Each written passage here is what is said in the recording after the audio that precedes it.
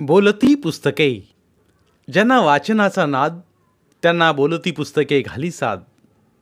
आमचं channel subscribe करा आणि सबस्क्राईब करायला इतरांनाही सांगा. नमस्कार श्रोते मित्र हो, बोलती पुस्तके सादर करीत आहे प्राचार्य शिवाजीराव बागल लिखित कादंबरी संघर्ष, प्रकरण 10. तुका सरपंचाकडे गेला आणि अजिजीनं म्हणाला, लय खटाटोप केला तवा कुठं पैशाचा मेळ लागला. सरपंच, तुमची प्रतिष्ठा, तुमचं वजन पणाला लावा. माझी विहीर तेवढी मंजूर करा. हे घ्या, 50,000 आहे ते. तुकानं नोटांचं बंडल सरपंचाच्या हातावर ठेवलं. सरपंचानं न मोजताच खिशात घातलं. सरपंच म्हणाला, तुका दादा, बिंदास राहा. पुढच्याच मीटिंगमध्ये तुमचा विहीर खोदायचा पहिला चेक आणून देतो. 3 टप्प्यात चेक दिला जातोय. तुम्हाला माहीत असावं. किती काम झालंय हे बघून चेक काढतेयात.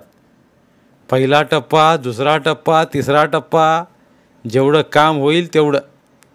त्या कामाचं मोजमाप करून चेक काढतात. हे अलीकडे लई बारीक बघायला लागले आहेत.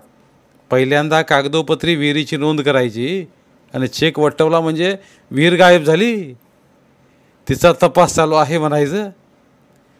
माणसं तर काय एका तऱ्हेची आहेत. हल्ली मीडियावाले स्वतःहून सोडतात म्हणून अधिकारी बारीक बघतात. बरं का तुका दादा, आता ढिलं बसू नका. विहीर खोदायच्या कामाला लागा. 15 दिवसानं पुरुषभर तरी काम झालं पाहिजे. अहो, धरणीमा आहे ती, तिला पाजर फुटलच की. होय, कष्टाचं चीज होईल. सरपंच तुकादादाला गुलचाट बोलत होता. तुकानं 1-2 गडी सोबतीला घेतलं.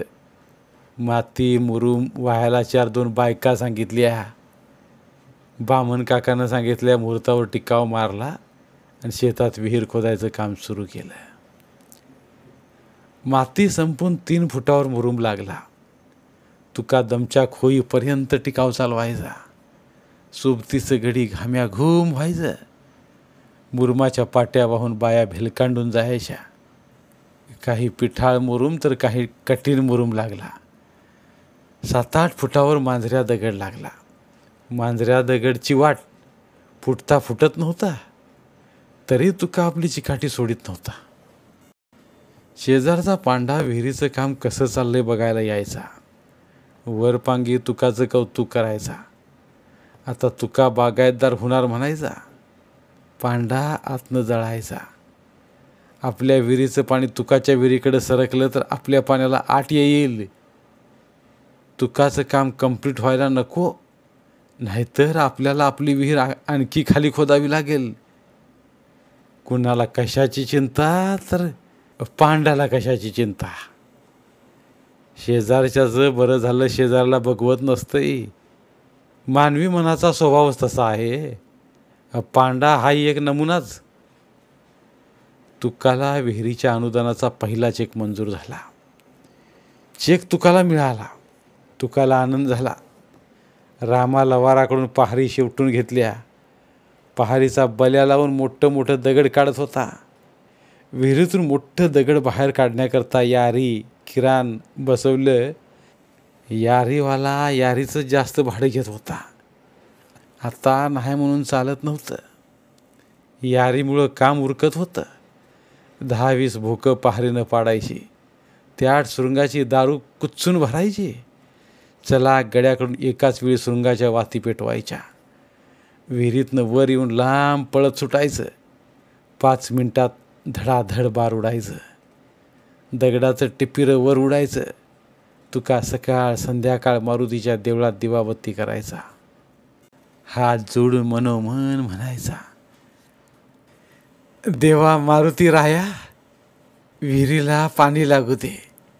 पहिल्या पाण्याची पहिली घागर भरून वल्ल्या पडदाने येतो, तुला पाणी घालतो. तुकाच्या कष्टाला देव पावला. शेवटचा सुरुंग उडाला. पाण्यानं तोंड दाखवलं. उग बारीक मुंगळा चालत होता. करंगळी एवढी धार लागली. पाण्यानं तोंड दाखवलं आणि पैशाअभावी तुकाचं काम बंद पडलं. तुका परत परत सरपंचाचा उंबरा झिजवू लागला. पंचायत समितीच्या ह्या साहेबाला भेट, त्या साहेबाला भेट असं करून घाम्या घूम झाला.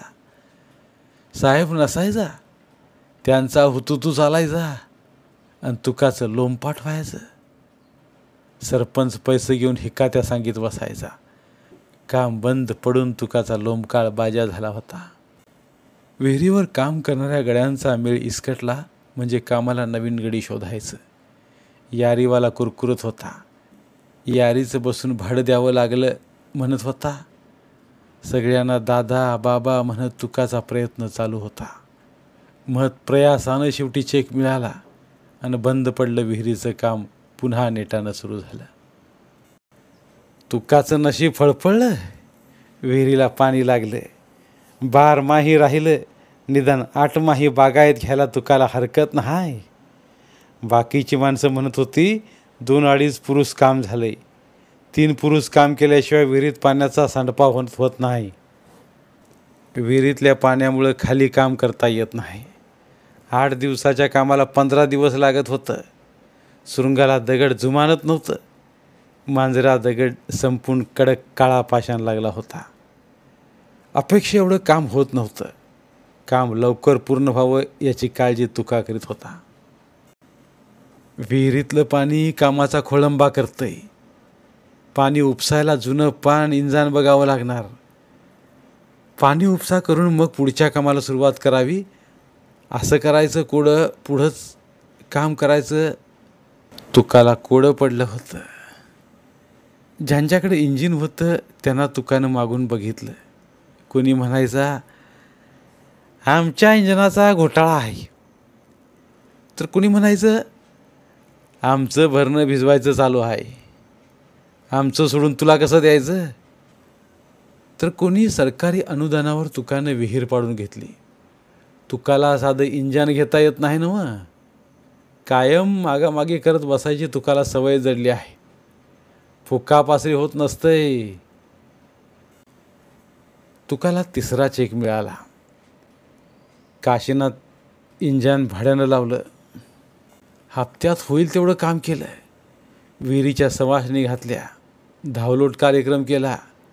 सकून सवाशनं बायकांना हळदी कुंकू लावून साडी चुळी आनंदानं भेट दिली.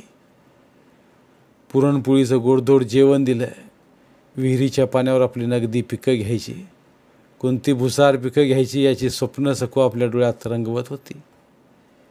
इंजिन तात्पुरतं भाड्यानं ठीक आहे, पण भाडं आपल्याला परवडणार नाही. त्याचं तेल पाणी बघा, आईल बघा, बिगाड बघा. एवढं करून आपल्या पदरात काय राहायचं नाही. त्यापेक्षा जुनं पानं चालू इंजिन बघून घेवावं.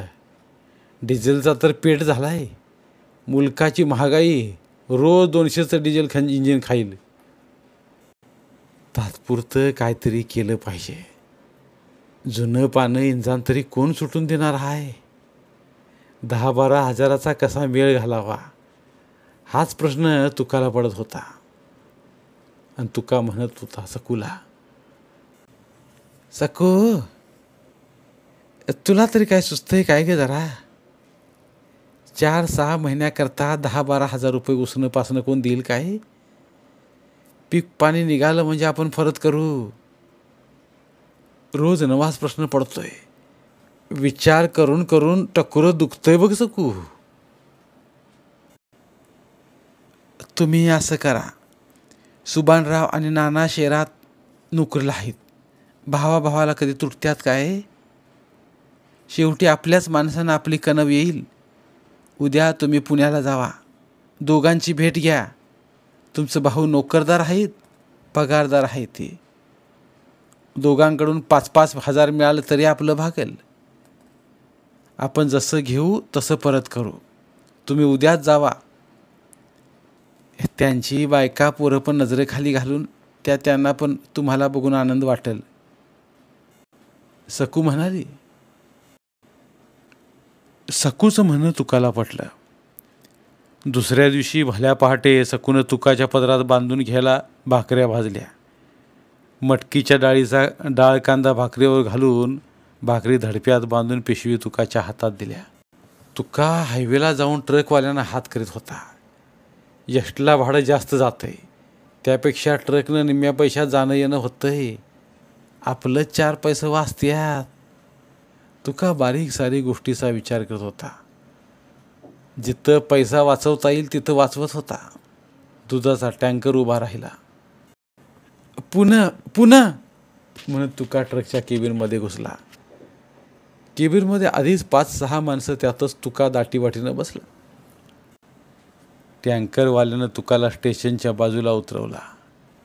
पत्ता दाखवत विचारत विचारत तुका सुभानरावाच्या सोसायटीत पोहोचला. तेव्हा दिवे लागणीची वेळ झाली होती. तुका फ्लॅटवर पोहोचला, पण सुभानच्या खोलीला कुलूप. सुभान कुठे गेलाय, कधी येणार आहे म्हणून शेजारी पाजारी विचारत, पण कुणी बोलायला सांगायला तयार नाही. जो तो आपापलं दार बंद करून खुराड्यात बसलेला. पावसानं तुकाचा जीव थकला होता. बिल्डिंगच्या वॉचमनजवळ तुका गेला आणि मी गावाकडे शेती करीत होतो. शेतात राबणारा कष्टकरी शेतकरीच आहे. सुभानचं शेजारी पाजारी दखल घेणार. कुणी या म्हणना की तांब्यावर पाणी प्यायला देईना म्हणून तुमच्याकडे आलो. काय राव वॉचमन साहेब, इथली माणसं माणूस घाणी आहे ते. तुम्ही आमच्या गावाकडे चला. पाहुणा कुणाचाही असो, शेजारी पाजारी चहापाण्याला बोलवून चहापाणी करत्यातीच, पाहुणचार करत्याती. माणसं माणसात मिसळत्याती, एकमेकांची ख्याली खुशाली विचारत्याती. इथली शेतातली माणसं वरनं झाक पाक आहे ती, घर चकाचक आहे ती, पण माणसाची मनं दूषित आहे ती. तुका म्हणाला, मामा हे शहर आहे, कुणी कुणावर विश्वास ठेवत नाही. ते सगळे संत साधू नसतात, काही लफंगेही असतात, म्हणून कुणीही अनोळखी माणसावर विश्वास ठेवत नाहीत. आजकाल कोण कुणाला गंडा कसा घालेल ते सांगता येत नाही. शेजारी एखादा मरून पडला तरी बघणार नाहीत, पोलीस स्टेशनला कळवतील. एकाच बिल्डिंगमध्ये राहून सुद्धा 6 महिने एकमेकांची ओळख होत नाही, ओळख देत नाहीत. ओळख असणारे ओळख न दाखवणारे ओळख विसरणारे हो का? तुम्ही आमच्याच बिल्डिंगमध्ये राहतात का म्हणून विचारणारे हे नग आहेत. सुभानराव साहेब रात्री 10 नंतर येतील, तोपर्यंत तुम्ही माझ्या वॉचमन रूममध्ये थांबा. वॉचमन तुकाला म्हणाला, वॉचमन साहेब तुमचं गाव कोणतं? पुण्यातलं वाटत नाही. तुकानं विचारलं. तसा मी उस्मानाबादकडचा. शेती पिकत नाही, गावाकडे कामधंदा मिळत नाही म्हणून बिराड घेऊन आलो इथं. ओळखीनं वॉचमनचं काम मिळालं. बायको इथंच 4 घरचं झाडलोट धुणं पाणी करते. मुलं शिक्षणाकरता बोर्डिंगमध्ये घातल्या ती, त्यांचं शिक्षण चालू आहे. आम्हाला पण सुखातलं सावलीतलं काम मिळालं. देवदयेनं बरं चाललं आहे. समोर दिसल त्याला नमस्कार करीत साहेब साहेब म्हणत दिवस काढायचं. पोट भरले ते आमचं गाव म्हणायचं. वॉचमन सांगत होता, वॉचमन साहेब माझ्याबरोबर जेवा की, गावाकडनं भाकरी डाळ कांदा आणला आहे, बघा तरी गावाकडची चव म्हणत. तुकानं वॉचमन रूममध्ये आपला धडपा सोडला. सकाळपासून संध्याकाळ झाली तरी तुकानं 4 घास खाल्लं नव्हतं. तुकाचा दाळदांडा बघून वॉचमनच्या तोंडाला पाणी सुटलं. पण ड्युटीवर असताना खाणं बरं नव्हतं म्हणून तो म्हणाला, मामा तुम्ही खावा. तसं कसं, 4 भाकरी मी एकटा खाणार आहे होई. 2 भाकरी डाळ कांदा बाजूला काढून ठेवतो, तुम्हाला जेव्हा खायचा असेल तेव्हा खावा, पण गावाकडच्या भाकरीला नाही म्हणू नका म्हणत तुकानं 2 भाकरी डाळ कांदा काढून बांधून काढला. वॉचमननं त्या भाकरी आपल्या डब्यात ठेवल्या. तुकानं भाकरी खाऊन घटाघटा पाणी पिला. करत ढेकर दिली. तंबाखूची चिमूट धाडेखाली धरली. वॉचमन तुकाला म्हणाला, मामा तंबाखू खाऊन पिचकाऱ्या मारू नका. ही हायफाय सोसायटी आहे, इथं बाकीचं धांगडधिंगा चालत्यात, पण तंबाखू गुटखा चालत नाही. नळाखाली जाऊन खळाखळा चूळ भरा.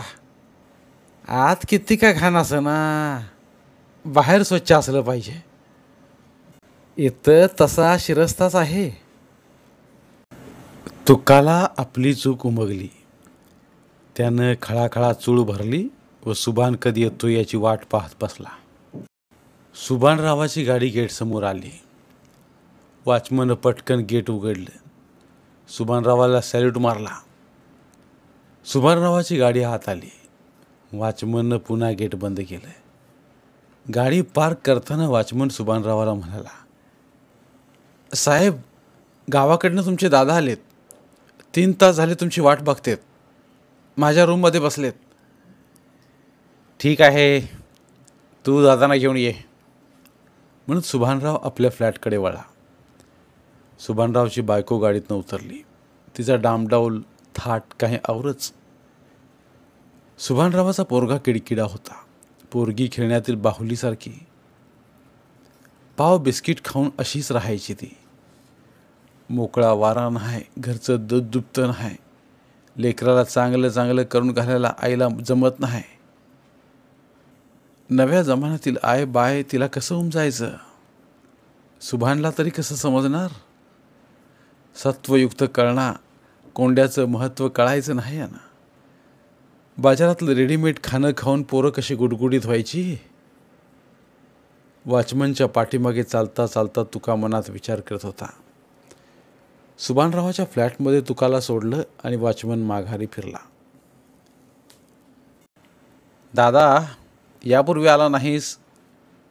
बरं आला ते आला. निदान पत्र पाठवून कळवायचं होतं.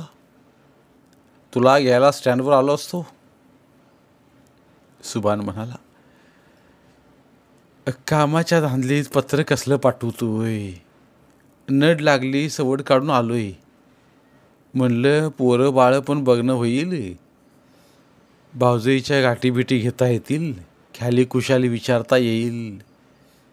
तुम्ही दोघं पण गावाकडं घराकडं फिरकना. दादा वहिनीला तुम्ही इसारला की काय बघावं म्हणलं. अगं सुमा, दादांना चहा दे. सुभानरावनं बायकोला सांगितलं आणि सुमाने कपाळाला आट्या घालत टेबलावर दानदिशी कप बशी आढळली. अगं हो हो हो, अशी एकदम सुपरफास्ट कशी निघालीस? दादा लांबून प्रवास करून आलेला आहे. किमान त्याच्यासाठी कुकरला डाळ भात तर लाव. सुभान सुमाला सांगत होता. त्याचं काय आहे दादा, आज आम्ही बाहेर हॉटेलमध्ये जेवून आलो आहे. थोडासा बदल म्हणून आठवड्यातून 1-2दा मुलांना घेऊन बाहेर फिरून पण येतो. पण आणि येता येता जेवून पण येतो. दादा, तू येणार आहेस हे माहीत असतं तर आम्ही फॅमिली घेऊन बाहेर गेलोच नसतो. सुभान, माझ्या जेवणाची काळजी करू नका. सकून 4 भाकरी बांधून दिल्या आहेत. त्या सोडून खाल्यात पोटभर जेवलोय मी. कशाला कुकरला डाळ भात लावताय? तुका म्हणाला. बरं दादा, मलाही कंटाळा आलेला आहे. मीही झोपतो. तू पण झोप. प्रवासानं दमला असशील ना. म्हणून सुभान त्याच्या बेडरूममध्ये वळणार इतक्यात तुका म्हणाला, हापिसातल्या कामधामानं दमला असशील. बरं बाबा, झोप जा. मी आलोय कशाला? जे बोलायचं आहे ते बोलता येईना. कसं बोलावं? खरं तर सुभान एवढा सुखासमाधानात राहतोय, 4 चाकी गाडीत फिरतोय. तो आपल्याला 5-10 हजाराची सहज मदत करेल. आम्ही एकाच आईच्या उदरात आलोय. सुभानला माया असणार आहे. बोलून बघायला का हरकत आहे? म्हणून तुका म्हणाला, सुभान, तुला एक बोलायचं होतं रे. बोलूया की. उद्या सकाळी नाश्ता करता करता बोलणं होईल. आता रात कशाला जागवत बसायचं? म्हणून सुभान त्याच्या बेडरूमकडे वळला आणि तुका औंडा गिळत पाय दुमडून तिथंच हॉलमध्ये चटईवर आडवा झाला. झोप लागत नव्हती. दुःखी कष्टी जीवन जगणाऱ्या माणसाला रोजची सवय असते. सुखाच्या शय्येवर त्याला झोप लागणं अशक्य असतं. तसंच काहीसं तुकाचं झालं. धन्यवाद. उर्वरित कादंबरी पुढील भागात. साहित्यरत्न लोकशाहीर अण्णाभाऊ साठे यांना त्रिवार अभिवादन. लोकशाहिरांचं साहित्य अभिवाचन स्वरूपात लोकांपर्यंत पोहोचवणं हा आमचा संकल्प आहे. चला तर मग साहित्याचा हा खजिना सर्व मराठी जनांपर्यंत पोहोचवूया. जास्तीत जास्त शेअर करूया. पुन्हा एकदा धन्यवाद.